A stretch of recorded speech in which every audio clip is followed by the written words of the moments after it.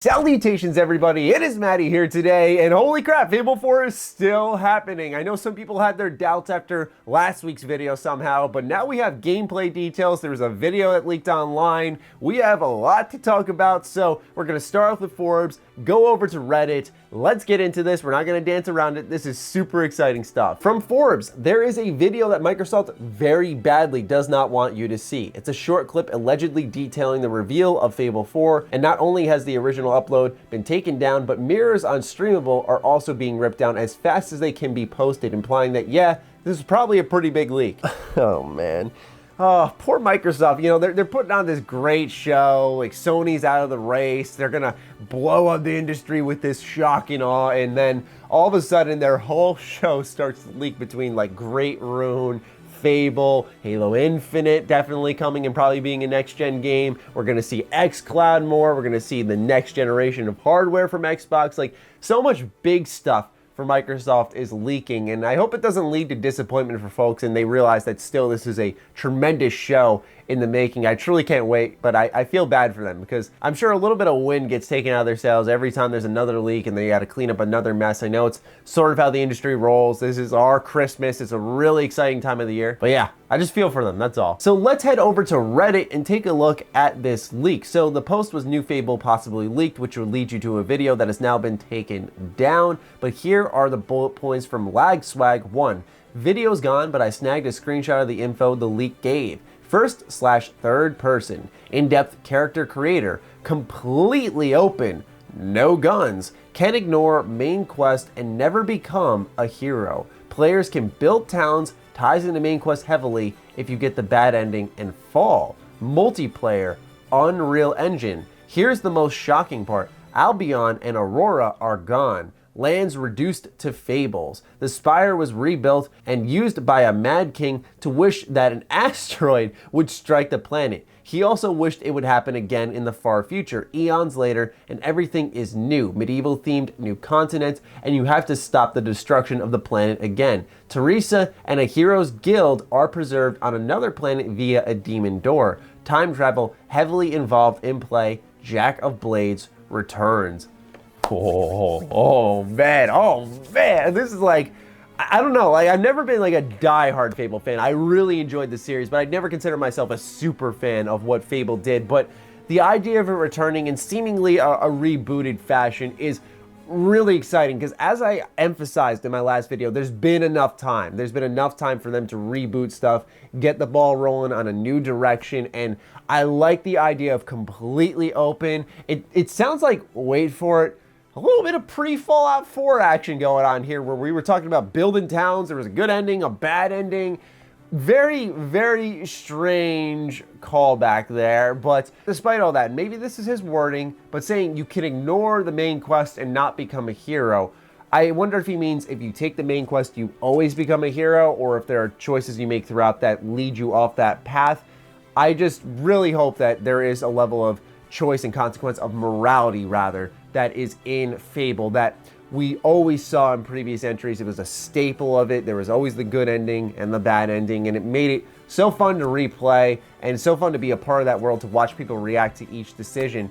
So I really hope that's the route they take, man. It seems like they are, because there are going to be good and bad endings. It's just a matter of how you get there. Building towns, however, we've been there before. Everyone who's watched my channel has been there at least once with Fallout 4. So this is one that I think we have a lot of experience on and we can talk about in more detail.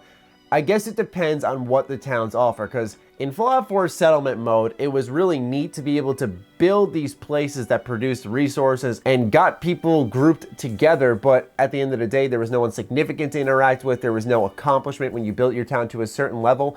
If, for example, when you build a town in Fable 4, you can reach a point of prestige in that town where a special trader comes in and gives you a unique item, or there's a special quest that gets tied to that location, because I imagine you can't just build anywhere, but rather predetermined locations in the open world, then I am all about that, because there is a reward at the end of it. There's a reason for your investment, and that building the world actually leads to something significant rather than just the sake of building the world because you have junk that you picked up in different areas.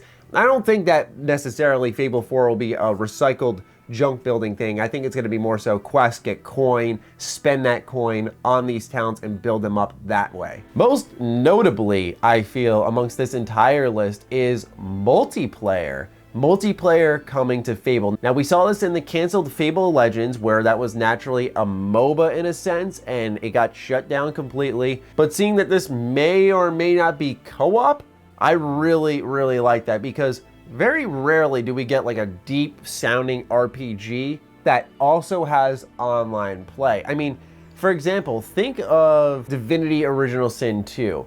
Once in a blue moon do you get something with that level of depth, that openness, but yet it is also online, up to 4-player co-op.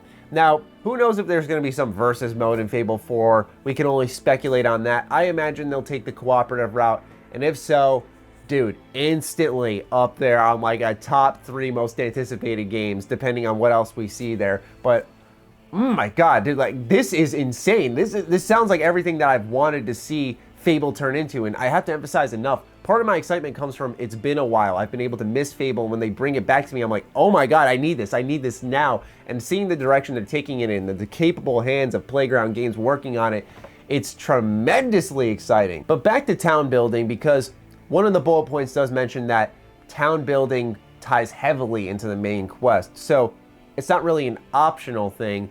It really does sound like to get to the next point in the main quest, you have to go out into the world, do stuff to acquire things for your town to build them up, and then you make a decision with that town on how it becomes, and then you progress to the next point. So all these towns are really like rest stops almost, it feels like, which will be interesting to see how it pans out. But overall, I also like how it's going to be first and third person, so kind of like a little bit of Elder Scrolls and Fallout there as well.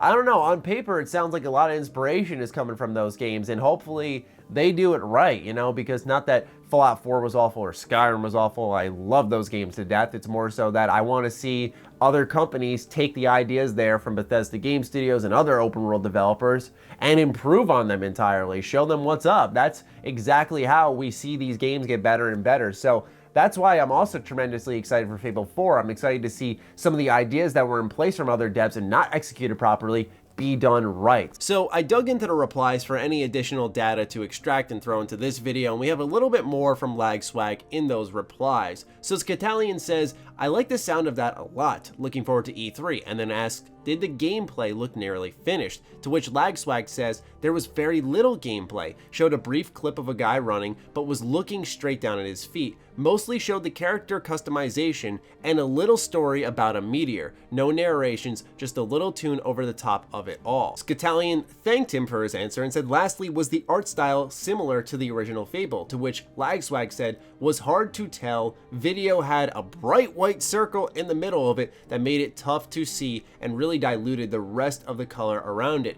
but I don't think it's the same. Now, I imagine some of you are going to hear all this and go, why do we have to believe everything that LagSwag says? Is he the man with the keys to the castle? Well, really what's happening is I saw in the thread some replies, most notably Lord Derivit, which corroborated with what he said about the meteor. So we see Lord Derivit saying, I'm glad someone grabbed this, didn't see it. I saw the video though, and there was some meteor hitting what looked like Albion on the planet. And then he goes on to express his thoughts about the guns in Fable being potentially gone. So with that corroboration, we can at least trust a little bit here what LagSwag is saying. I am a believer in folks out there that there is really no reason to lie about something like this, but crazier things have happened on the internet. But still, I thought this was some useful additional information. I don't know if this was based off the white circle in the middle that LagSwag was alluding to, some type of tech demo that was filmed with no one knowing if this was going to be used for the E3 reveal. We do know that development for Fable 4 did begin sometime in 2017, so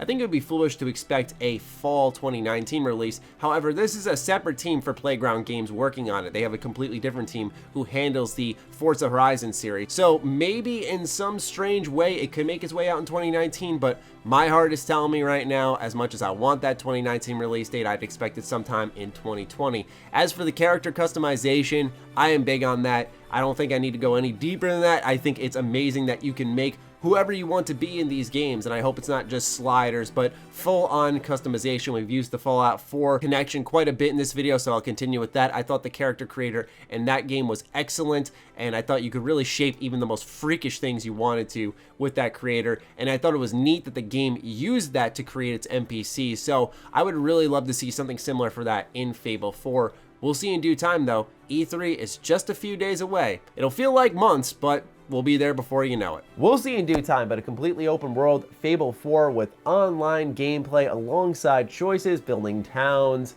I cannot wait. So let me know, ladies and gentlemen, in the comments down below. Other than that, follow me on Twitter, like me on Facebook. Those links are in the description down below, along with my Patreon. Do consider supporting that as it fuels all the content I create here. Stay sexy, stay active. I love you all. Peace.